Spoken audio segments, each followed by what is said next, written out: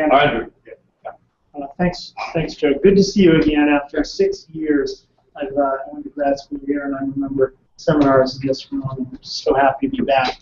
I have a few points that are coming off of what people have said. The first I'd make is that I don't think ASEAN is really a good location to solve the South China Sea dispute. China is clearly breaking international law for its own aggrandizement in terms of maritime territory, and ASEAN has within it Myanmar and Cambodia, which are essentially near client states of China. They're blocking any real moves by the ASEAN Corporation organization. The TPP and APEC are great ideas. I'm not sure how much influence they're going to have positively on the situation, as sometimes those kinds of Chinese economic access to countries greases the rails essentially for their influence, and they use that influence to stop any sort of confrontation against the types of aggrandizement that they're doing in the South China Sea. I think that U.S. allies are worried. I think that they're worried about the commitment of the United States if it came to war with China. And look at Scarborough Shoal. China has occupied Philippine territory, essentially, or exclusive economic zone for 2 years, and we really haven't done much about it at all. We definitely haven't done anything militarily about it. And I think that gives people pause about our commitments, our defense commitments to those countries. What I think we need to do is take a stronger stance.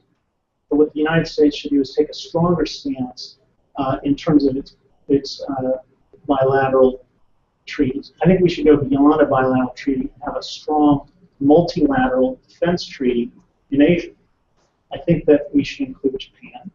I think we should include South Korea, the United States, Australia, New Zealand. Basically, better democracies, because I think that's key in Asia. I think we should also have a partnership for peace program similar to that of NATO in Europe. I think a lot of the other democracies in the region should be included in that partnership for peace program, and will significantly strengthen the multilateral defense organization. U.S. to China defense expenditures right now are roughly 4 to 1. For every dollar China spends, the U.S. and our allies in Asia spend about 4. That's a big difference. We have the military power to stop China's expansions, but we're not using it. North Korea, of course, is another major threat. It's not just China. As far as Chinese legitimacy, I think China can gain legitimacy in the international arena by following international law. And I think it will. I think as long as China breaks international law, I think that countries that are being hurt by that will see China as a criminal, and I think other countries will see China as a criminal as well. And it sounds to me like this is a new Cold War. Or am I exaggerating? It's a dangerous situation. You've got Russia and China expanding territorially, right?